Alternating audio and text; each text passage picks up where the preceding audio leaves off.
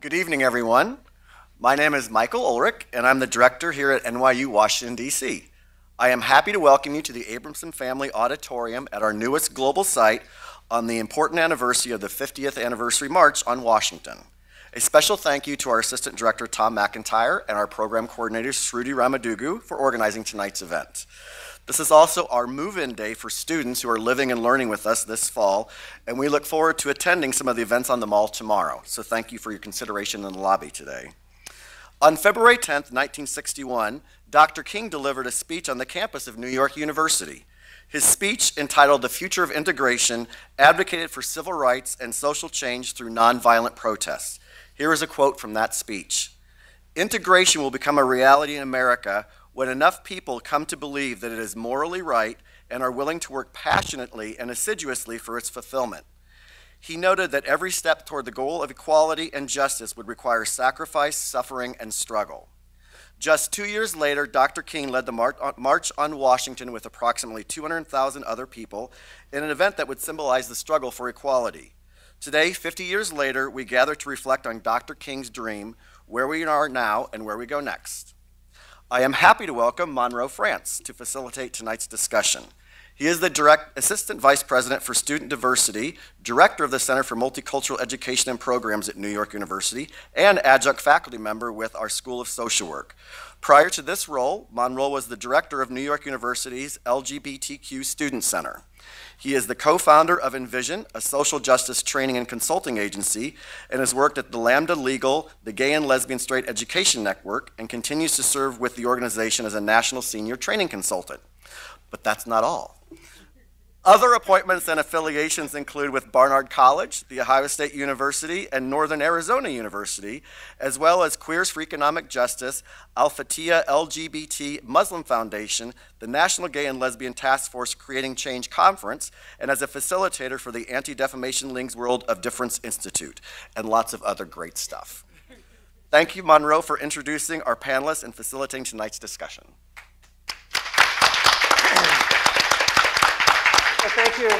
Thank you very much, Michael. It's a great pleasure to be here this evening. You make me sound a lot older than I actually am. So I feel that tonight's event is going to be a really tremendous event, most importantly because I'm here with 4 of my dear friends, and so it's almost like for me sitting in my own living room, and you all just get to be voyeurs of this conversation that I'm having over a kitchen table or within my living room, sort of just snuggled up. And so, although we're probably in much better fashion than we would be sitting in my living room. So it's such a great pleasure to have you everyone here. So 50 years ago tomorrow, over 250,000 people came together. During a time when we didn't have internet, or a time when we didn't have social media platforms or email or cell phones or any other current mechanisms we currently use today to organize. To take part in the March on Washington for Jobs and Freedom, making history and tapping into their agency and conviction and taking their agency and conviction to the very next level. Their demands were very simple. They wanted economic, legal, and social equality for all. Tonight we honor their commitment and their work, which helped spur their passage of the Voting Rights Act, the Civil Rights Act, but we also acknowledge that 50 years later, there's still incredible work left to do. In fact, for many, the dream articulated by Dr. Martin Luther King Jr. in that historic day 50 years ago and fought for by so many before and since that time continues to be unrealized for so many of us here in the US and also across the world. In a nation in which the national unemployment rate is 7.4% for all Americans, and the rate for Black Americans is 12.6%. And for young Black men, it rises to an astounding 26.8%. Almost a quarter of Black Americans live below the poverty line, and the minimum wage still falls well below what is required to have a decent living wage. So 50 years later, when so many people spoke out against injustice, people of color throughout the country now find their ability to vote under attack, as the invalidation of the Voting Rights Act allows states to implement new and inventive ways of voter suppression. And then today, we see that while 50 years later, When a man who was the key organizer in the March on Washington was a same-gender-loving black man, or a gay black man, or a queer black man, that LGBTQ people continue to fight for their love to be acknowledged. A time today in which when undocumented people, specifically undocumented people of color, continue to have their labor exploited, while we still have significant work ahead of us to realize the dream. Though we can't deny we've seen progress in the last 50 years, for sure we have. We also can't ignore the election of the first black president, Barack Obama, or the impact of marriage equality gains across the nation, even simultaneously while LGBTQ people continue to fight for their rights. The greater visibility of people of color and women, and also out LGBTQ people in so many industries and in so many leadership positions in which they've never held before. So certainly we have seen progress. But tonight, we will reflect on the last 50 years since that historic march, the movement for equality and jobs, but also imagine what we can collectively do, all of us here this evening, so over the next 10, over the next 20, or the next 50 years to move us towards greater equality and equity for all. So I have our panelists here this evening who are going to help us to imagine what that might look like. But our hope is that while we'll engage in a conversation, that hopefully that you will be a part of this process as well. And so at some point throughout the conversation, we'll open it up to the audience to ask questions as well. And so our first panelist that I would like to turn it over to and to introduce is Michaela Angela Davis. Michaela Angela Davis is an expert image activist, a cultural critic, and writer. Michaela Angela Davis has been exploring the power of urban style, race, and gender in hip-hop for nearly 2 decades. Having begun her career under the mentorship of Susan L. Taylor at the incredibly successful Essence magazine, Davis went on to become founding fashion director at Vibe, and later editor-in-chief of Honey magazine, a premier magazine for 18 to 34-year-old urban women that, under her editorship, was the #1 growing women's title at that time. Over the years, Davis became known for her incisive perceptions, and seasoned opinions, penning fashion and culture commentary for publications in the US and worldwide. She is for sure, no question about it, a stylist icon, and has often been consulted on films and television sets for a fashion-forward sense and institution. Her interests span across between fashion and culture, and also continues to influence many of us today in society, including myself. Davis founded the initiative to promote the next generation of the hip-hop movement to focus on the musical value of the genre instead of the negative, often sexist, attitudes that are so prevalent now. A dynamic woman known for her insightful perceptions of pop culture, Davis developed Mad Free, a multi-platform conversation project dedicated to spurring and expanding the conversation about Black women's image, beauty, and also power. So Michaela, as you imagine, as we think about the current civil rights movement today, what are your reflections on the civil rights movement and where we are? I felt tired. I'm like, if we were at your house, hopefully you'd have a drink right now. First, I want to thank everyone for being here. It's really an honor to be in conversation, and particularly at this time, and particularly here. I'm from DC. I live in the People's Republic of Brooklyn right now. But we were talking in the green room, and DC really grew me up. When being here in the 70s and the 80s, it informed my ability to be able, what you just explained was kind of this opening to explore whatever I was interested in: politics, style, culture. I majored in theater at the Duke Ellington School of the Arts, but then I did literature at Georgetown University, and I eventually wound up at NYU. But there was something about Washington at the time that I was here. I was able to be me and really kind of explore all the things that I was interested in, and it's some somehow they've all come together, and that's why I call myself an image activist. I'm not really an expert image activist, but and what an image activist is, it was the way that I was able to kind of contain all those things that I've been interested in as a writer, as an editor, fashion stylist. And speaking of fashion, I feel terribly underdressed. I mean, y'all got all this? All the textures and stuff. And I'm never in a suit. I'm sitting back there like, why did I put on a blue suit? It was DC. I got confused. Next time I'll flavor it out for y'all.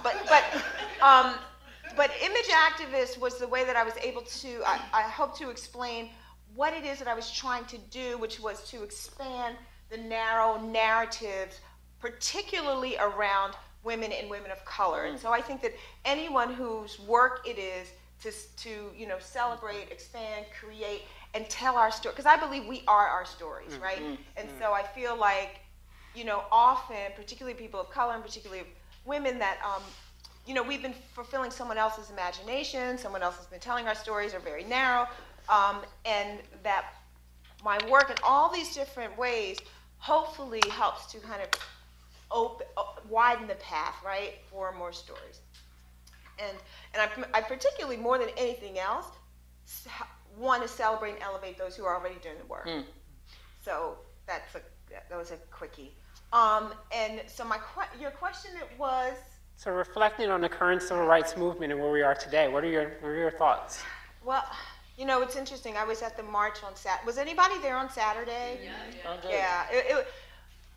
It was extraordinary because I was so inspired by how many young people were there. Like, there were lots of young people that were very diverse. I felt like it was kind of like the Freedom Riders, or did anyone see Free Angela, the documentary film? My homegirl made that film. But what was extraordinary about seeing that film is I had no idea how integrated that movement was too, particularly of young people and young intellectuals. But so Saturday when I was there, it was young people and working people. Like, the unions were there very strong, and the students were there very strong. And their concerns were really, I feel, what we were all there for. And I feel like that's really where we are now too, right? Like, this is really, I'm really encouraged about how messy and complicated and crazy it is right now. Part of the speech that Dr. King made at NYU, he said something to the effect that evolution is not inevitable, right? It's not just going to happen. We have to move in order to move forward, right? And I think that became very, very clear that we have to be in action. And I say that I'm encouraged by how messy it is right now, because if we weren't agitating, if things weren't moving, folks wouldn't be losing their minds like they are now. It is so, people are losing their mind. Because I feel like this, in terms of the narrative, it's been very white, male, heterosexual, normative, right? Like, that's been the structure. And all of a sudden, if you look at the, particularly when Hillary Clinton was Secretary of State, you looked at the two most powerful people in the world, arguably. It was a black man and a white woman. And so all those white men, they lost their minds. Because, I mean, I feel like there was a real identity crisis, right? And people were they were having an identity crisis, and they were trying to pull everybody back in the kitchen, all these things around women's rights and voting rights, and because they saw it was, it was over. It's over. And so when things become over, people panic. Like when you break, like we breaking up, and oh Lord, so I'm gonna try everything to get you back. And John Lewis said, and they've actually used that kind of language. Like, we want America back. We ain't going back. You know what I mean? It's like Taylor Swift gonna have to write a song about this because but you feel like that's really what is happening. Is like there's panic. And we just gotta be cool and keep moving and see it as such. See it as they are losing their minds. They're losing their powers, their sense of power. And that's what equality is. Equality really is power for all, right? And so when it's been power for some for so long, I have a little bit of compassion for them because they are freaking out. Yeah. And so while they're freaking out, we have to move on and recognize it as such. And that for me is the lens.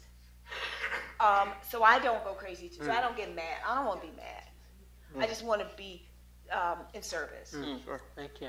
Thank you, Michaela. Great, thank you. And I'm going to come back to all of our panelists, but I'm going to introduce each panelist and ask each one of our panelists to answer the same question, sort of reflect on where we are when it comes to the civil rights movement and equality and the movement for social justice. And so our next panelist is Earl Folks, who's president and CEO of the Center for Black Equality, Inc. Tell you a little bit about Mr. Earl Folks. He serves as the president, as I just mentioned, for Black Equality, Inc., formerly the International Federation of Black Pride. He founded the FIBP in 1999 as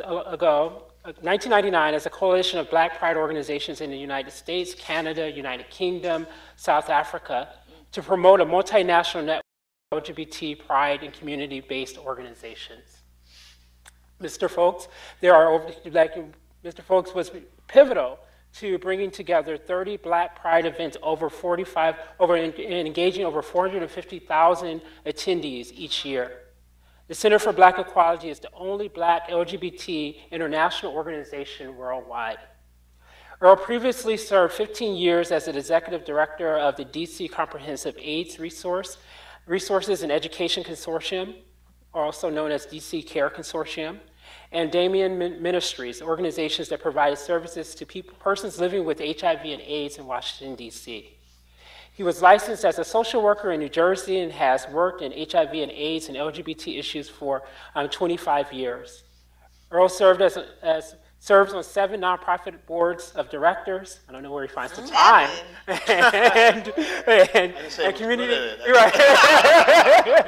and community advisory boards. And so, Earl, same question for you.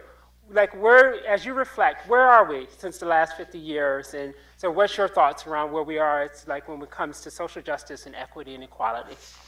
I was thinking about that walking over. I don't live far from here, so it's a short walk. And I'm one of those people who was around 50 years ago.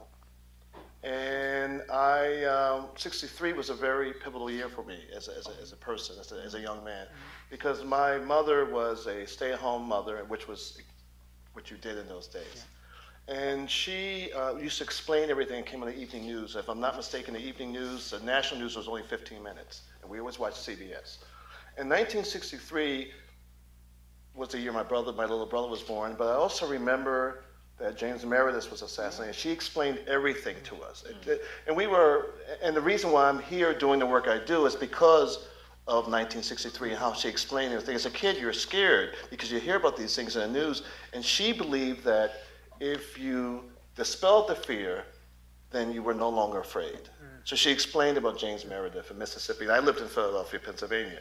She explained about the hosing. I remember watching the little kids in Birmingham when the dogs being set on the night, and to this day I'm afraid of dogs, especially German Shepherd with big teeth. And she explained why these kids who were my age were being hosed and put in jail. She also explained the March on Washington, which was a peak in the year of very many valleys. I had an aunt who came from Philadelphia and came to the march. And when she came back on the bus, I remember at 2 o'clock in the morning that we were allowed to stay up, and my father picked her up from Center City and took her home. And she explained all the stuff that was going on. And I remember specifically the girls in Birmingham who were killed in that bomb because I was afraid to go to church, which was difficult when your father's a minister. There may be other issues out there as well. But I was afraid because, we're going to Sunday school, I could get killed too. And then I remember the assassination of John F. Kennedy vividly. And so if you look at how things have come now, one of the things I think we've been negligent in is that we assumed that once we got a certain level, we achieved certain rights like to vote and to live wherever you want, where you could afford, and go to school in theory, all these are theoretical, that somehow we had made it and that it was going to be this way forever. I think we've been negligent And one of the reasons we've been negligent is because we assumed that everything was going to be okay. Like people said that Obama's elected, there's no race issues. If anything, Obama's election has exacerbated and increased race divisions. And even that, the divisions never went away. It's like in 1963, people in the South, white Southerners, were fighting the last battle of the Civil War, or as they call the war between the states. 50 years later, with our country becoming more brown, more women, there are people who, like in those days, who see this as the last moral battle. And they're willing to do the same things that people were willing to do in 1963. Kill people, blow up things. We're worried about international terrorism. We need to worry about these hate groups and these terrorist groups in the United States who would love to put a bomb in this place and blow NYU up. Because NYU is the Bastille of liberalism and progressive thinking and all those kind of things. So where are we? We are in the same place in many ways. And just like integration did not solve the whole issue of economics or housing, yeah, it's great that we can move into a neighborhood, but we need to be able to afford to do that. It's great that we can go into, so what we did in integration, we took the money that we're putting into black stores and then we put them into other stores and the black businesses died. So we are in the same place. 40% unemployment in 1963 for blacks, and now we're down to some 25%. Right. And the numbers you gave are obviously, if you go to certain wards in D.C., the unemployment is higher. Absolutely. Have we done well? I've done well. Yeah, we were doing okay back in 1963. Middle class family. Are there more blacks in the middle class? Maybe if you asked me 10 years ago. Or there are more blacks in school. Schools are more segregated today than they were in 1963. The ceiling has been, you've not, some of the pains out of the ceiling, but the ceiling is different now. The ceiling is not a glass ceiling, it's a plexiglass ceiling. Right. So for my nieces and nephews, they're not going to have it as well as I did. The world has changed. And I think that the bottom line is that as a black gay man, I've forced myself to get involved in politics, as much as I just don't always like politics. I'm on the DNC. I just recently was elected chair of the LGBT caucus. The reason why I do this is because I want to ensure what rights that we have, and what rights I have as a black man, rights that I have as a gay man, the rights that I want to see my sister and my nieces have. I have to be vigilant in protecting them, and the best way to protect them is make sure that I vote for people who reflect my values and who are going to keep the gains that we've had. Trust me, if another party gets into power, takes over in 2014 and 2016, we're going to be having a lot different conversation. Those gains that we've had, we'll think it is 1963. And my job as an individual is to make sure that doesn't happen. So this is a wake-up call that was going on. This Trayvon Martin and all this stuff, we need to be vigilant. Okay. And we're going to get to Trayvon Martin in a moment. But before we do that, I want to introduce our next panelist, who is one of my mentors, people that I look to as a model for what I want to be when I'm as fabulous and as just as miraculous as her one day. One of these days I'll make it there, and that's Mandy Carter. And she's a Southern African-American lesbian social justice activist with a 45-year movement history of social, racial, lesbian, gay, trans justice organizing, and she's been doing this work again since 1968. Ms. Carter is the national coordinator of the Bayard Rustin 2013 commemoration project of the National Black Justice Coalition, or NBJC. But it was specifically her participation in a Dr. Martin Luther King Jr.'s inspired 1968 Poor People's Campaign organized by the Southern Christian Leadership Conference, SCLC, that solidified her lifetime commitment to nonviolence. The Poor People's Campaign was the last project that Dr. King was working on before his assassination in Memphis, Tennessee on April 4th, 1968. Ms. Carter helped co-found two groundbreaking organizations, Southerners on New Ground, SONG, and the National Black Justice Coalition, NBJC. SONG was founded in 1993 and is about building progressive movements across the South by developing models of organizing the connections between race, class, culture, gender, sexual orientation, and also gender identity. Specifically, Song integrates work against homophobia into freedom struggles in the South, but also actually has had a national impact as well in how a lot of people do organizing work. She served as its Durham, North Carolina-based executive director from 2003 to 2005, and helped to found NBJC in 2003. So, Mandy, same question for you. Where are we? What are your thoughts and your reflections? Well, first, a couple of interesting observations. Is anyone going tomorrow to be on the Lincoln Memorial? All right. It's going to be an amazing moment of history. In 1963, it was a Wednesday. It will be literally 50 years to the day. Tomorrow is a Wednesday, so keep that in mind. I really appreciate the two previous people speaking, because here's a reality check. One of the interesting demographics, I love demographics. Here's a couple for you. By 2050, this country will be majority people of color. Anyone here from California or yeah, it already is, as is Durham, North Carolina. But keep this in perspective. Who was already here indigenous to these lands before any ships pulled up to these shores? We're just coming around the bend. But I asked that question because what language were they speaking? What culture did they have? How were they treated then? How are they being treated now? Women are now the numerical majority. When the first ships came to this country about, liberty and justice for all, the first set of people told, but not you, were women. Couldn't vote, couldn't run for office, couldn't serve in the military, good luck with the job, and that marriage was anything but equal. Then after that, us black folk, literally property for 200 and some odd years, and when we got around to the US Supreme Court deciding it was okay, we're really human beings, kinda, what were we told? But not you either.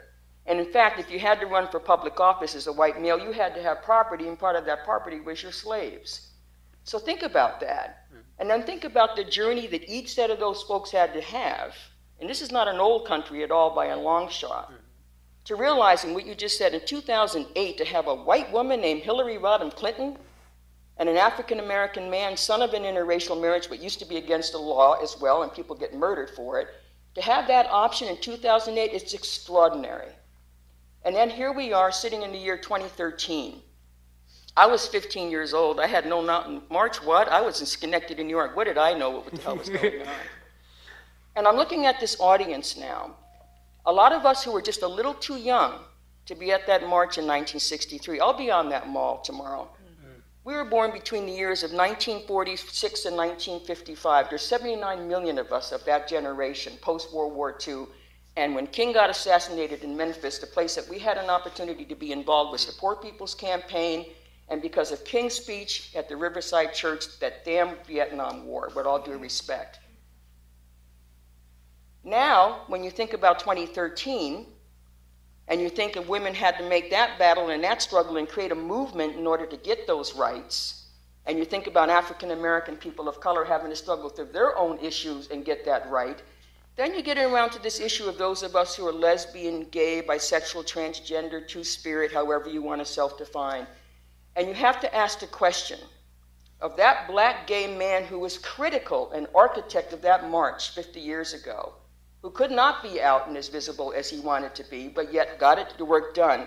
What would have happened had there been a Black Justice Coalition or the International Federation of Black Prides, or name me whatever it is, to show you how far we've come? To me, I can't believe it. 50 years is a long time, but it's a very short time. Add on to that where we are as a movement. I live in Durham, North Carolina. I don't know if you've been following this Moral Monday thing you've been hearing about in North Carolina. And I'm looking at Jenny Warburg, who's also from Durham, another North Carolinian up there. And I have to tell you, I think one reason why that is working, why I think the future of this movement, and I love what you said, all that noise that we're hearing, that was the most toxic election we ever saw in 2012. I'm not that old, but I have never seen such a toxicity around an election. They went after everyone, but the people they went after, that was the coalition that called that election at 11:15. Because every person they went after, because it is the last gasp, and that noise is the sound of history getting ready to move on, with or without those in opposition. Who did they go after? Women, excuse me, half the population, people of color, immigrant issues, the lesbian, gay, trans community, anti-union, anti-education. Well, when you start racking up, that's an amazing, wonderful coalition to be a part of, and I'm proud to be damn part of that coalition. And that is the future. And I must tell you that, and tomorrow it's going to be intriguing because never before in the history of all the anniversaries of the March on Washington, starting in 1983, 83, 93, 2003, and now never has a sitting president been at one of these. Tomorrow you're going to get not only the first African-American president, but two former Clinton and Carter. This is extraordinary. And I'm looking at this audience.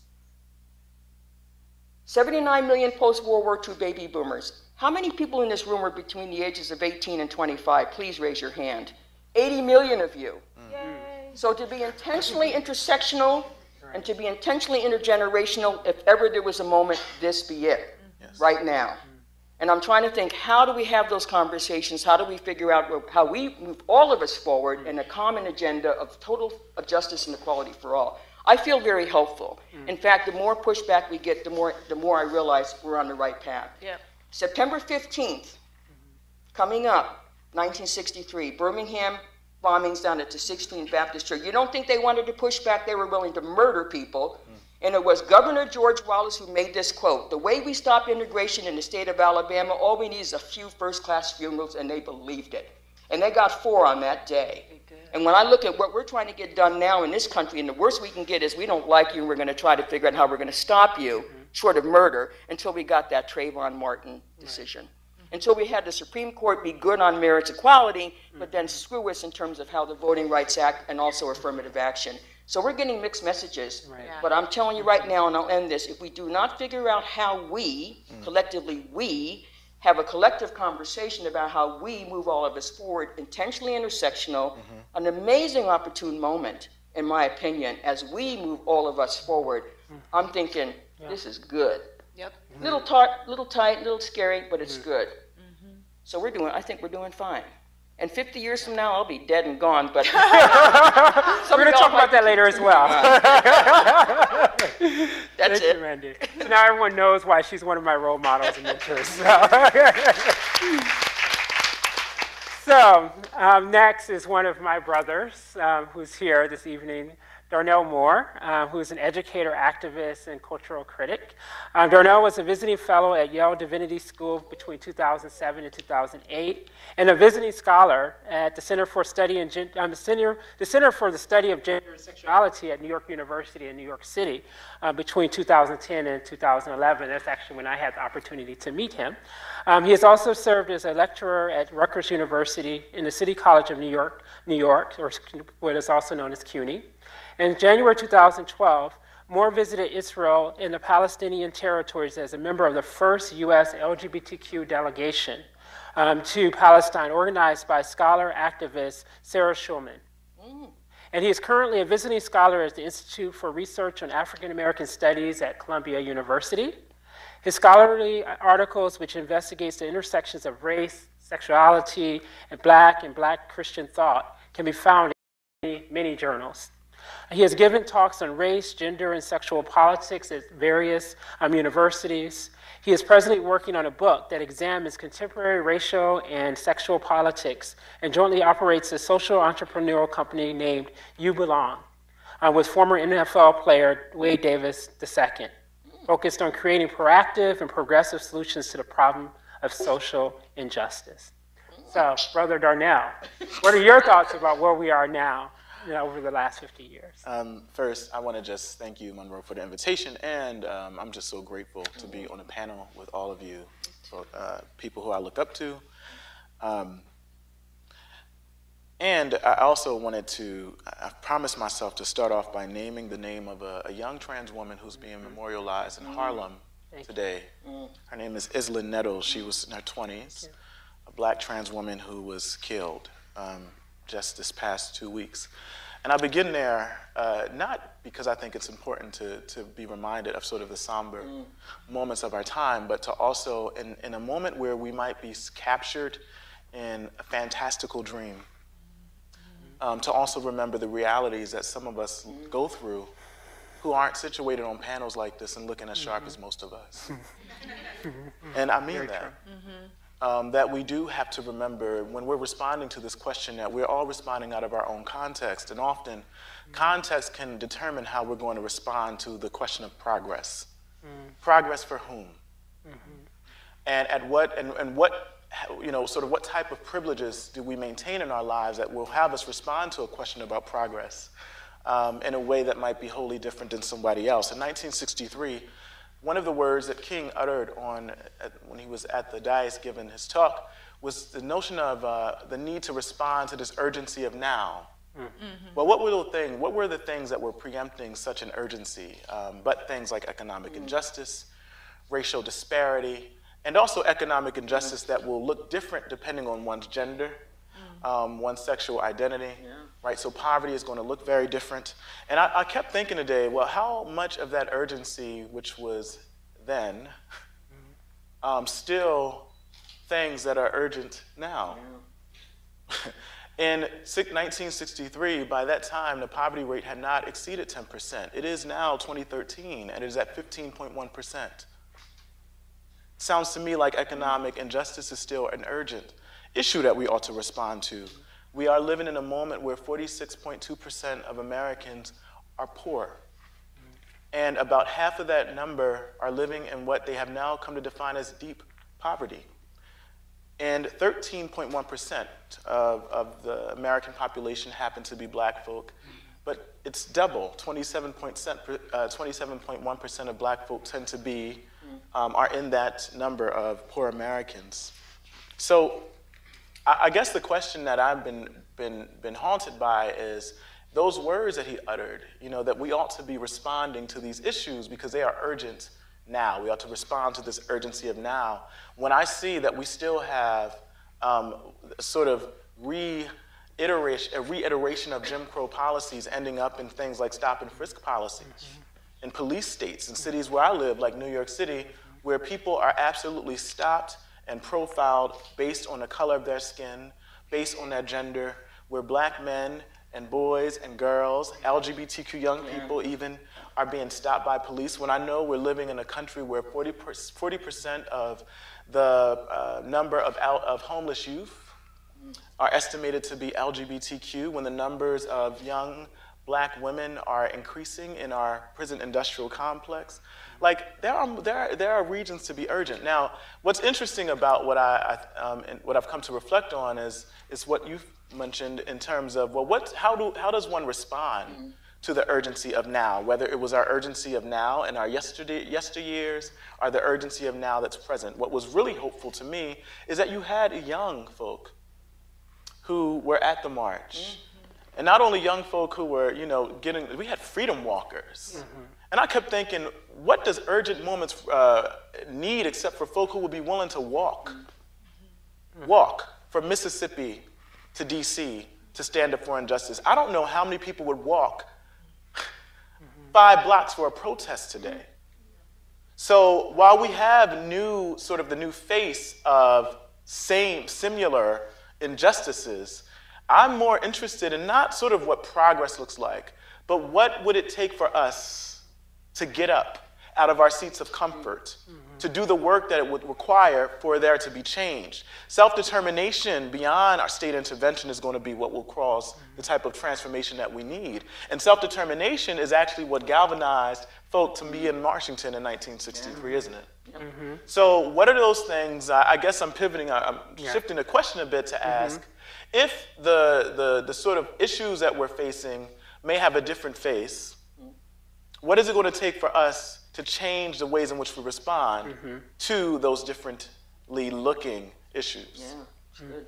Very good. Thank you. Thank you, Darnell. Yeah. And actually, that's where I want to go next in terms of this sense of urgency for now and open it up to all the panelists, maybe to respond to what Darnell just posed to all of us in terms of thinking about the current issues of today. How do we address these issues? For all of our audience members, that are here today as well, as we think about what are the sense of urgency of now that are facing people marginalized, oppressed, underrepresented groups of people, right? And what is the sense of urgency of now, how do we respond to those issues? What should be some of our best practices or strategies for, getting up out of our seats and responding? So whoever wants to go first. You know, it was a couple of things. I was really moved by what you were saying, that you were living in real time when these things were happening. And I remember, you know, my grandmother trying to explain to me what Jim Crow was like, that it was literally terrorism, that living in the Jim Crow South was, you were in a terrorist state, and that they had post-traumatic stress disorder, just like as if you were in Syria right now, and that, you know, having family members hanging from trees, like you're a teenager and you witness that, and then you're supposed to go up north and be right, you know, and that you have things that, and until she explained it to me, because I couldn't understand some of her fears, you know, I couldn't understand, like, why can't we stop for a sandwich? You know, once you pass Virginia, like, you can't pee, you can't stop for a sandwich. This is post-traumatic stress disorder as a result of Jim Crow, and this idea of as a child going to church and thinking you might get blown up, just like that, you know, when Charles Blow in the New York Times wrote this idea of, you know, with Trayvon Martin, and, you know, that they were saying that he was moving too slowly, when before, if you were a black boy and you moved too fast, you were suspicious, and he kind of coined this phrase of, you know, what is the appropriate pace in which a black boy can walk without causing suspicion. So it's that same kind of, so I just wanted to just acknowledge that you brought into the room about actually having to experience and be a little bit terrorized by what happened, and choosing to then turn that into some sort of action. And I think also what you brought up is very important. These cross-generational conversations are critical, because because the Dream Defenders are fierce.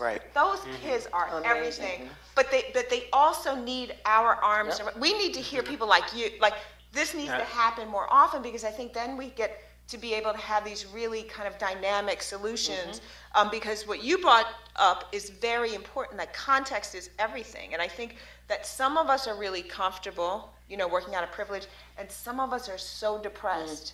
Like, like when you have the poor people, my grandparents' poor wasn't today's poor, because their poor believed that they could move out because they had industrial jobs, they were cops, they were, you know, they believed that their kids were going to go to school. So now we have this privileged class and this depressed, sad,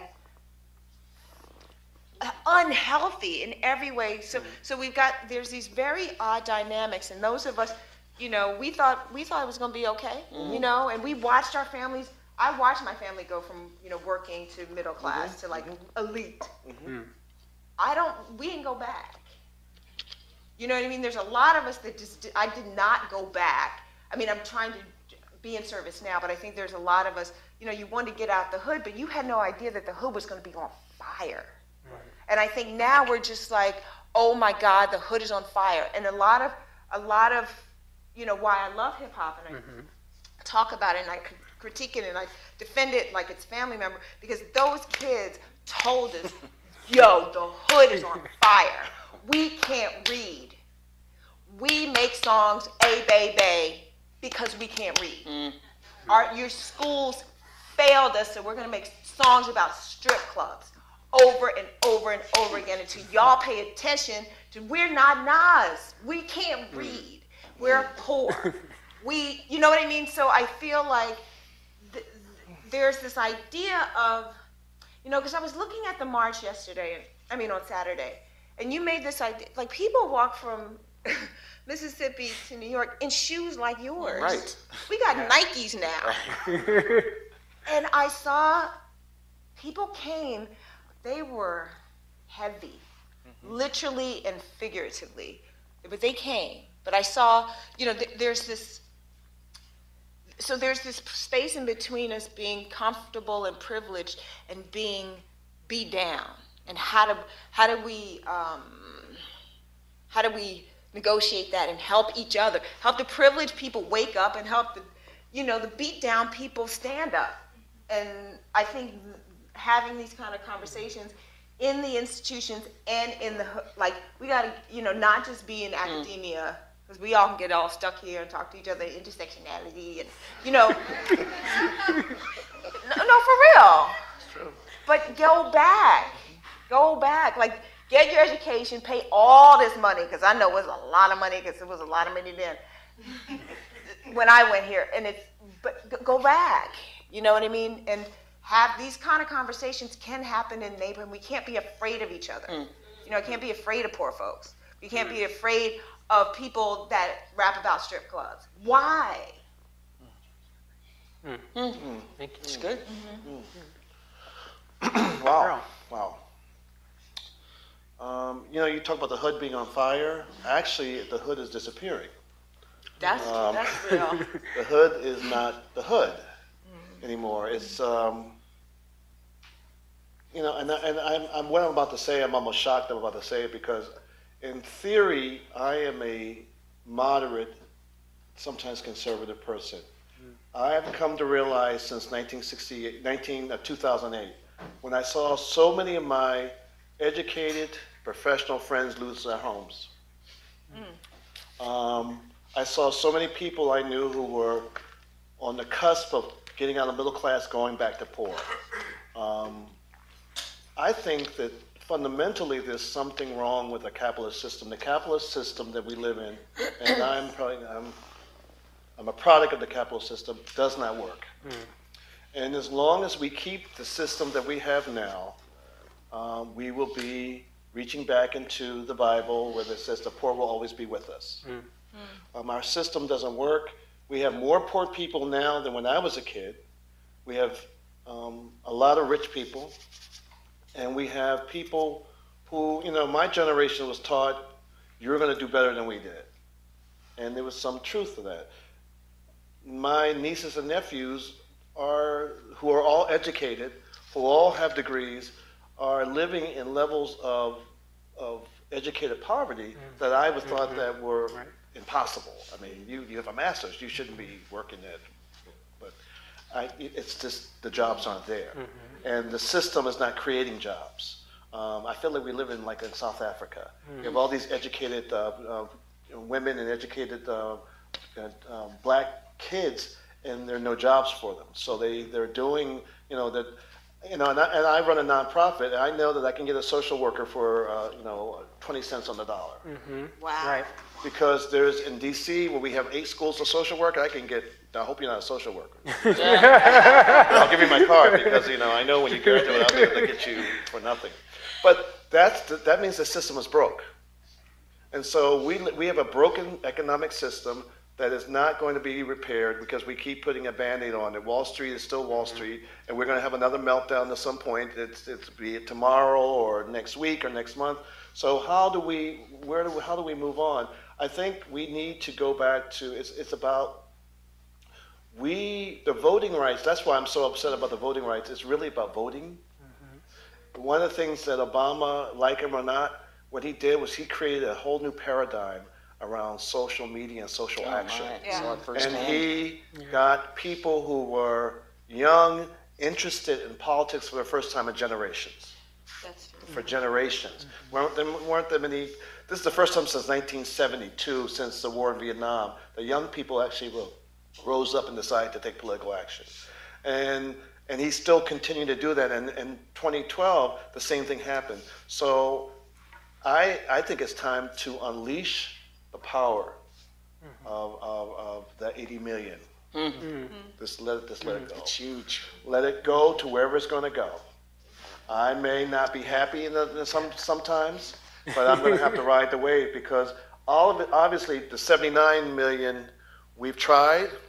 We're still kicking it. And we're still kicking it. John Lewis said We're he's still ready. kicking it. But we need the 80 million to support us. We need the 80 million. We can't do it without the 80 million. We can't. So the question is, how do we galvanize those 80 million to join in, to pick it up where we are short, and to carry it to the next level? So just very quickly, 1 or 2 thoughts about that. How do we galvanize that 80 million? Well, I'm a member of the Democratic Party. I think it's with some flaws. I think that the party, and I wasn't always a Democrat, but it's a place where If we can elect enough progressive candidates from dog catcher to president, we will not only move forward in equality and gain for everyone, but also make certain that it doesn't reverse. My concern is equal. It's reversing, because the clock's been turning on women's reproductive rights, collective bargaining of labor people, the schools. Every school in every urban area is bad. And when I was a kid, public schools were good. There were some good, not all, but some. Every public school system is defunct, is bad. I just think that we need politically. We vote every 4 years. There's no such thing as an off-year election. You know, we're going to be sleeping. We can't snooze through next year. We'll wake up and find that what little rights that we have can be reversed. Bad selection of Supreme Court, bad selection of judges, just all kinds of bad policy is going to happen if we don't galvanize around the box. Thank you. Great. Thank you. A couple of observations, I think. One thing, it's really interesting. I don't know, respective of our ages, I think we now started being called elders, and I used to be 16 once. I mean, I didn't. And I get nervous, because that one thing interesting about the 80 million and the 79 million, there's like this big gap of, oh, you're an elder. Well, yeah, I was 14, 15. But before I came in, we were talking with the young people up here, and I appreciate that. Because I think if we do not engage and actually ask the question, why are you here? And I think something I'm intrigued by. I was raised in 2 orphanages and a foster home for my first 18 years as a ward of the state of New York. Why am I sitting in this chair now? Why are you here? Right? And so if you meet someone and you ask, what's been your journey? You can't make any assumptions about anything until people get to share their journey. And depending on whether you're 10, 12, 14, we all go through our different phases. And a couple of observations I've made that I think really impact, and I'm looking at Joshana Holy, who's one of our staffers at the National Black Justice Coalition. She was at Spelman. And she went from Spelman saying, well, what's going on with this NBJC thing? Why should I be involved in an organization? But not only why should I be involved, but the more practical thing is, how do I get involved? How do I figure out how I have a passion, I have an excitement, I have a desire, but I want to know how I get those real practical, down-to-earth skills so that if I learn how to be a public speaker or be an organizer in all kinds of languages, and also being cultural workers, photographers, being artists, like you, hip-hop, how you make change. And the 2 things I've seen that have been consistent, the changing of hearts and minds, literally how you impact someone's life, whether it's all the things I just named or whatever you're at a march, or also the impact of the importance of changing a public policy. We saw in the civil rights movement, oftentimes we had to go public policy and people hated us for it, but we got it done. Brown versus Board of Education. A young black woman named Irene Morgan, I'm going to go to the back of the bus, went to the Supreme Court and won. And she now has a marker in the state of Virginia. Interracial marriage. Black woman married to a white guy named Richard and Mildred Loving, they took it to the Supreme Court. It wasn't about whether people loved them or not, but they took it to the court, and that was 1967. I graduated high school in 1966. What if someone said to them, don't even bother because it ain't going to make a difference? Well, you know it made a difference. Right. So hearts and minds, public policy. If you're thinking of being a lawyer or a photographer, or you want to get out there and you have a gift, utilize it. But I always also suggest that there's a way in which you can look around you. We didn't have anything called the National Black Justice Coalition until someone said, don't more organize, if there's a need, fill it. Well, that's why you got the NAACP and La Raza and the farm workers. You just create something to happen, and you make that possible, but you give people the tools and skills. So one of the things that NBJC is doing, .org, is this whole new emerging leaders. If you're between the ages of 18 and 30, we want to tap into that. We want to figure out how we have these conversations intergenerationally as we go. The other practical thing, I've just been sitting here and wondering. Now, it's one thing to live in Brooklyn. These are all New Yorkers and former DC, now living right. They own it. They're in the green room. I live in North Carolina. We have 100 counties. We have counties, there ain't no computers, there ain't no internet. How are you going to reach folk? You get out and you have to get and go to where people are. If someone had not come to my high school in Schenectady, New York, in 1965 from the American Friends Service Committee, I'm living at the orphanage, I don't know nothing. But this person came into that room and said 3 things that literally why I'm sitting here 47 years later, and each one of us could share the same story. This young white staffer, Quakers are white, they're down south, they're being allies in the movement, trying to think how we can figure out how we move things forward. The 3 things he said that day that impacted my life forever. First of all, the fundamental principle of full equality and justice for all. If that is your grounding, what you believe in, and you think about how you get to act on that, full equality and justice for all. Not just me, my little moment, but all. But it was the thing he said next that just blew me away, and I didn't get it then, but I do now. The power of one, O-N-E. That each and every single one of us has the potential to impact change if we so choose to act on that. To hear that in 1964, 65, 66 was extraordinary. We're living through the Cuban Missile Crisis. We're hearing last rites on the radio. We're hearing whether or not bomb shelters and the air raid things are going off and you have to run home. We're finding out whether or not John F. Kennedy would be dead in November 22nd of 1963. Such an era, total not being sure what was going on. But to know that you have the potential to impact change, but it was the third thing. By the way, we have an American Friends High School work camp who'd like to go. That's where I got my training. And that's why I'm sitting here all these years later. So if you take that same template and you think about how you might look at that and where you go and what you do. And finally, a practical question. How many of us ever have gone to some place in which we are the only one? And what do I mean by that? When you talk about intentionally being intersectional, how many people have ever, and this is going to be your life experience, if you're a woman, have you ever been the only woman going to an all-male? That's just given because that's just how the world operates. That's just what you do. But if you're a person of color, and how many of us have sat in these rooms all the time being the only one? Get that, go the other way. Have you ever in your own life gone to be the only one, however you define that?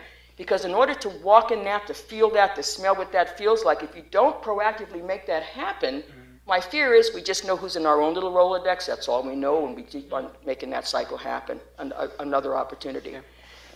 I'm just wondering if we're prepared to make that happen, if that's the possibility. And like you said earlier, the last gasp is happening. The demographics will never, ever be the same. And don't run from it. If anything, think about how do we have common conversation in which we move all of us forward. Correct? Yeah. I love it. That's the opportunity sitting right out here now. Yes. Thank you. Thank you. Yes. I just want to keep listening to her. I know, right? Wow, thank you for that. The reason why I started with Iselin Nettles, the young black trans woman that was murdered, is because it often seems like, well, what does that have to do with a conversation or in the March in Washington? Yeah. And I think it has everything to do with a conversation on a March in Washington. If you think about the life experience, I'm just using this as an example, right? If the organizers framed the original march around economic justice, let's think about the life of trans individuals who, because of things like law or the lack thereof of equal protections, will not have equal access and opportunities to be in gainful employment like their cis, straight counterparts. So it makes it possible for a trans person to do things like sex work and engage in alternative economies to live their lives, right? There's also this idea that somehow the March in Washington is, the singular issues that is organized around race.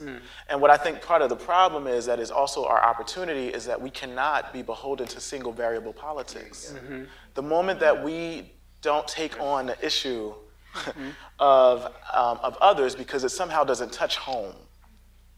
Sometimes, as a man, right, why should I worry about feminism, our rape culture, our anti-sexism? If I'm not living in a space where environmental issues are happening to be destroying my neighborhood, what should I be worrying about environmental justice for? If I am a cis, that means a person whose gender matches how I come to understand it, person, why should I be worrying about trans issues? If I'm straight, why should I be worrying about LGBTQ issues? And that whys, those continual whys that leads to absences and responses, leads to the continual movement of injustice in our country. So the first thing I think we have to do, and it's a fancy word, but it really isn't fancy. Intersectionality means learn to move out of your comfort zones. It means to be empathic. It means to gain a politic that is not organized around one's own needs. It means as a man, not only to learn and to come into deep connection with the life worlds of some others who are different from us, but to be very skilled at naming our own space on the matrix of oppression. Not only the ways in which we're oppressed, but how we are complicit in oppressing others. So I feel like that is the job, the first job. I can't show up unless I do that self-work. Right. I can't show up as a comrade and ally to you, sister, unless I'm able to name that I need to move out of the seat sometimes so that you can sit down, because I know that women have been kept out of the seat because I've been taking it. Right? So like that work is dangerous, it's hard because it calls us to the carpet. And I feel like that is the radical thing that one must be doing today. So we come to marches, I can name everything that's happening against me. I cannot name, however, the ways in which I am also complicit in maintaining the oppressions in other people's lives. Undo ourselves out of that, I think, is the first thing. I also do think that there is a way in which we should attend to the traumas of our moment. You know, I looked at, you know, Island Pride, and I'm listening to the people talk who have experienced what it might mean to walk down the street and have a dog unleashed on you. But as a person, I grew up in Camden, New Jersey. Oh, Lord. And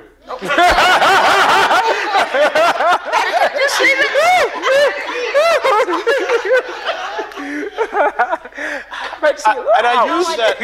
My father's from Camden. Right, but what I'm trying to do is to say in which there is this sort of this distancing that will happen between what one might call like a historic, like a past and a present. We shall over. We've overcome, and I think so many of our people, not just black, poor people, LGBTQ folk, are daily living in traumas. Their dog is looking like a policeman walking down the street right now. Right. It's looking like a bar. It's looking like a prison cell. It's looking like a man's hand beating a woman. Right. So like, all of these things are still very present, and I think we're like wounded healers. We're working to create change by being wounded by so many things. Trayvon Martin incident and the incidents of all of those women who were also murdered, who did not have marches, who go unnamed, have marred so many of our people to the point that it stunts you. I'm not sure how many people after that happened just didn't know what to do. I was just stunted. Unbelievable. Cried a lot. You know this. So how do we heal anything, heal a world, if we can't heal ourselves? How can you get to a march if you can't get off your couch? Because living as a person who is on the other side of oppression in this country, you're weighed down so much. And part of that weighing, you know, that I think the healing comes through this communal solidarity work. We can't do it alone. And I think we need to somehow figure out in real tangible ways how to show up in each other's movements, not just to march with one another, but to heal each other too. Yes? Thank you. Good. Very good. That was gorgeous. Wow. So I could keep listening. And I see hands already popping up like popcorns out in the audience, which is phenomenal. And so actually that's where I want to go next, is to turn it over to our audience to begin our community dialogue for a few moments. And so I see a brother in the back. I'm assuming you're a brother, and I'm going to ask you to stand up and maybe introduce yourself and to go ahead and ask your question. Your mic's coming around.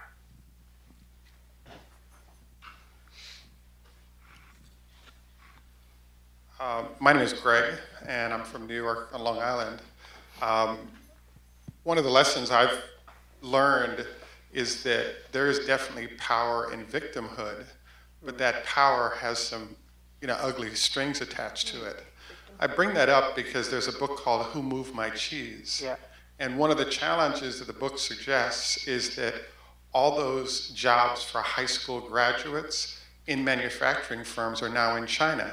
Yeah. And so there's this request that those jobs be handed back so that those unemployed high schoolers will have jobs. And what I'm proposing is that there is a solution. We have the capability to deliver it, but I don't know if that comes from the victim side or from the side of coming up with what are we going to do. I just happened to meet someone who works to advocate for charter schools, and what I was blown away by with that was 25 years ago I sat in the editorial board of the Chicago Tribune meeting while I was an intern, and they explained to me, charter schools will never happen because the schools are too powerful in the form of their unions to allow any shift in how education is done. And so now when I see KIPP and the other schools modifying, the goal of the educational system was to integrate immigrants. And so, kids speaking Ebonics and trying to make it in school were irrelevant. But if you're doing ESL, then you're relevant. So I'm just suggesting that we need to open up the dialogue and move away from the who moved my cheese in the form of the high schooler making $100,000 a year jobs. And there's another solution, and I think we got to be ready to embrace what that might be. Thank you. Thank you for that comment. Are there questions we want the panelists to respond to? And can I just quickly though? Yes, please, go ahead, Darnell. I'm very, very thoughtful about like the use of terms like victimhood, particularly because what happens is when we sort of begin to make the claim that somehow if I say somebody moved my cheese, or something real like white racial supremacy exists, or sexism exists, right, and that they actually have tangible like implications in the lives of people, I don't want to turn that into like a narrative of victimhood, right? Like I want to be clear that when we're talking about structural oppressions, structural injustices, and by structure I mean they are real, these are not fictional, that they are actually, they will implicate themselves in people's lives and shape the way that people live in the world, that doesn't so easily get collapsed under the guise of victimhood. That somehow, that we all have agency. So I agree with you that we all have the space and the wherewithal to react to structures, but I don't want to to sort of somehow make a claim that these structures don't exist and that we don't have a right to call them out when they show their heads. Thank you. Thank you for that. Hello. I am so in awe and kind of like swirling with words right now from all of you guys, but it was amazing. I am from Arizona. I've been in DC for 3 years, so I've been the one, that's the lens in which I view my life. Being in DC, it's amazing not to be the one. Yes. Like right now, I'm just like, what? My question for you guys, I have been working in education my entire career. Like that is my baby, that's what I believe in, but I hear so much about what's going on and thinking like I should go to the hood, should I get my degree in education, or my master's, my PhD, go to law school? Like what can I do? Do I go to the hood, or do I don't know, go to the Supreme Court and yell at them? Like what do I need to do tomorrow to like make the change that's gonna start the change? Right. Good point. So walking out this door, what do we do next? Yes. Good question. Back to the cocktails. But first, I'm very sensitive when people, and this is not to blast you, sister, at all, but when people call it mixed group guys, I just respond like, I see. does that just mean y'all? Yeah, I know, absolutely. So, I get it. so I'm just being sensitive to that because I do identify as a feminist, which is like the other F word. But it's both good words. I want to thank the right wing for making feminism sexy again, because like there's really something really real for us to do, and I think that just like you said, how this administration really tapped into young people and got them activated again. The fact that the president was on Twitter since 2007. Amazing. So actually someone, I think it was Crystal Ball on the cycle today, did this whole thing of thanking the right wing, because what we do best is wake up again. When people are trying to away from us, we get activated again. Right. So you're taking away the voting rights, and people want to vote now because just to shut y'all shit down. It's late, so I'm gonna start cursing. So I feel like that it will become cool again to identify as feminist, and also women of color to really be in that conversation and frame it and define it, because I know how we've been feeling about feminism for a while. But to your question, sister, to me, it's like you got to go where you feel in service, right? And part of, and who knows what that is, but be very clear of your intention. And when your intention is in alignment with what feels right, so you can just use some very basic things. Does this feel right, or does it? And just do the next thing that you're called to do, and it will find you. Like I didn't intend to do this. I was a fashion girl, like for real. And I had just gotten a picture in Vogue. It was about this big, but it didn't matter. It was in Vogue. I met Susan Taylor. She asked me, I had on some outrageous outfit. She asked me who I was. She was a goddess. And I told her, and I said, oh, and I just got my picture in Vogue. I'm a stylist. I work in fashion. And then she said, oh, that's great. What are you doing for your people? Shame. 2 weeks later, I was sitting at her feet. 2 weeks later, I was working at Essence, right? And that started, and then I went to Vibe because I wanted to define my generation. I didn't know that I wanted to do whatever those folks did at Rolling Stone, where they defined their generation and they made rock and roll real. and important and historic. I wanted to do that for hip hop, and that's what there were other magazines doing that, but Vibe's intention was to be mainstream. So that's what I did. I didn't know. I just did the next thing and listened and wasn't afraid when I moved out, because my agent, everybody was scared. Like, don't you go to a black magazine? Like, you're just in Vogue. Like, you get to break through. Why would you want to go to that black magazine? Why would you want to go? It was like the ghetto of fashion. People who would throw clothes at me for Vanity Fair when I'm calling them for Essence, like, who? What? Literally, hang up on me, unless it was Oprah or something. So, and even then, Oprah wasn't Oprah. Oprah was an overweight black woman on television somewhere.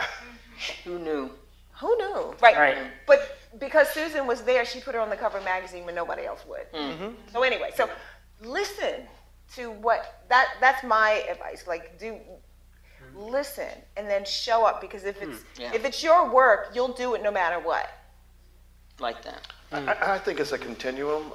It's good. No, that was good. When we were 13 years old, my siblings, there were 5 of us, and we had to volunteer. We had to choose something we wanted to do, and the premise was that we were very fortunate what we had, and that we had to give back. So giving back was part of my culture growing up. And so I volunteered in a soup kitchen. I went to the city. We moved to the suburbs. I went to the city, and every 2 weeks I went and volunteered in a soup kitchen, and it helped me to understand that the people who I was providing food, which in those days were mostly men, and a few years ago I did it with some friends, and I was surprised that there were women, there were families, there were all races and ethnicities. Some people were dressed well, some were not, and I was stunned that that poverty had changed so much. But the point is that I did something, and it plants a seed. You don't know where it's going to go. You may be screaming outside the Supreme Court, and you may be on the Supreme Court another time. You don't know. You just have to do something, and you may have to do a bunch of stuff until you may have to do 10 things. Until you find the one that makes you feel comfortable. Because, don't do anybody else's journey, do your own. And, you being from Arizona, you have a value system that may be different than some people that you meet. And I'm sure you being in D.C. for 3 years, you've seen the people a little bit different than they are in Arizona. And that you have to feel comfortable. It's a continuation. You never know where you're going to. I would never thought I'm doing the work I'm doing. And I don't know how I got started into it. And because if I did, I would try to stop it. But the fact of the matter is that once you do something, you have no control over it. Especially if you're doing something to make the world better. Thank you. So I know there are more hands here in the audience, but we are actually going to have to start to wrap up. And I have one last question for our panelists before we wrap. However, some of our panelists will be around for the reception that will happen immediately after the end of the formal part of this program, where you can continue to engage in dialogue and ask questions. And so the last question I have to our panelists is, Martin Luther King had a dream, right? That, of course, was constructed and supported by many, many other people, right? And so certainly, absolutely, there were many other people to help, particularly by Rustin, and you had many others, that were really, pivotal to his sort of defining what his dream was. 50 years from now, even if you're here or not, it's Mandy Carter. 50 years from now, what do you dream of? What's your dream? I knew he was going to ask this question. I thought I was going to have something really cool to say, and then we had a conversation and things changed, right? I kind of do want to be alive, even though I'll be like 100. That's for real, I will. But I think that's possible. Totally. Yeah, totally. I have a 22-year-old daughter, and she's so dope. But my dream is that she and all her daughters and will really believe that they are enough, that we are all worthy. Simple as that. hope that whether, you know, it's a trans sister in New York or 18-year-old boy in, no, I'm sorry, I just got, in Florida, that no matter what madness is happening, that they know that they are worthy. That's it. That's it. Thank you. That's it. My grandma's 105 years old, so it is quite It's possible. possible. Okay. There you So go. I won't have that cocktail. Yes. It is quite possible I could be around in 50 years. I would hope that 50 years from now, every person in this country, no, every person in this world has equal access to all the institutions of the society has. Whether, if you're smart enough to be an attorney, money is not going to be an issue. If you're smart enough to be a doctor, money is not going to be an issue. If you only are comfortable sorting the mail, and that's what you want to do, and you want to do that for 30 years and retire, you can do that and retire in dignity. It's just the dignity of the human being that everyone has the right to live in dignity. Some people just don't want to move from A to B, and that's okay. But some people want to move from A to Z, and that should be okay too. I just want everyone to have equal access. No matter what you look like or what you are, where you came from, that you have the same rights as everyone else. And you can do what you want to do. Well, on the practical level, please visit www.nbjc.org, because I would hope that in 50 years we wouldn't even need an organization like that. I always thought as a longtime activist, you could say that we've done such a good job that we don't need a movement because we've been successful. That being said, no one should be hungry, homeless. All that should never exist. And in a system where you do have the systematic of have and have not, it's based on profit, not people. But I always wonder, like 50 years from now, I mean, you know, what the potential could be. We already know it's going to be majority people of color. They'll be in all kinds of languages, and in terms of where we are, Southern or living in New York or whatever. I just wonder, I guess what I'm really astounded by, and I'll end with this, when we see tomorrow, and it's just a little snippet, I have to say I'm astounded by the human spirit. When you consider the Holocaust and the horror of slavery and all the things of man's literally man's inhumanity in man, that we are sitting where we are right now, it's just beyond my comprehension. I don't know how to wrap my heart and soul around it, but you see it. It's like when you go down the freeway with pure concrete and there's this little tuft of green that sticks out of there. How did that happen? And that's the kind of hope that I have to build my life around. But why else would I be sitting here otherwise? And I think about that. Because whatever that has been in terms of trying to stomp down, still somehow the human spirit and the capacity for people to really care about people and beyond the borders, beyond this country, I just think that's going to be the potential. And each one of us gets to decide how we might want to be a part of that. That's my hope and that's my dream and what keeps me going. So. And I was sitting here thinking, like, I should have had an answer by now. But alas, I don't. But I just wanted to say first that that was really moving and beautiful. And I always think about my nieces and my nephews, who I love so much, who actually live in Camden. And really, I was going to say we're waiting for the. But this really happens to be my context because I know what they are going to have to contend with. Yeah.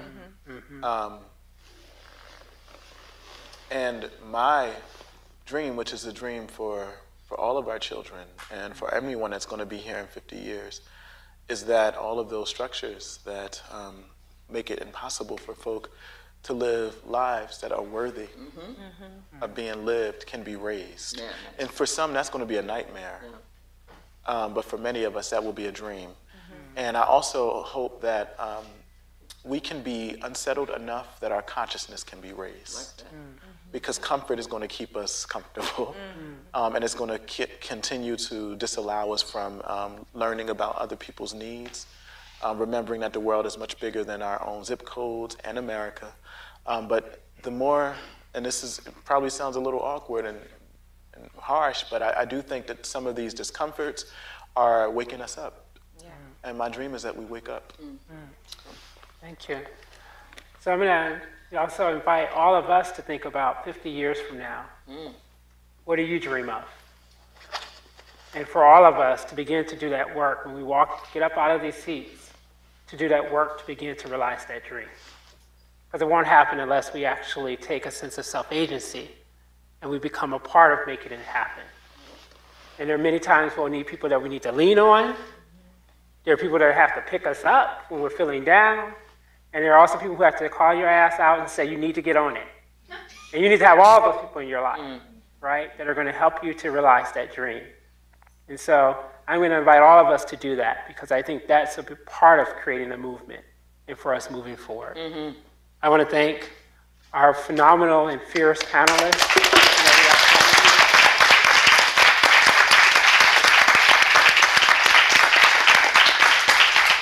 And our incredible host, NYU DC, for turning out an amazing event, and for as well inviting me to be a part of this process and a part of this event. I really appreciate it.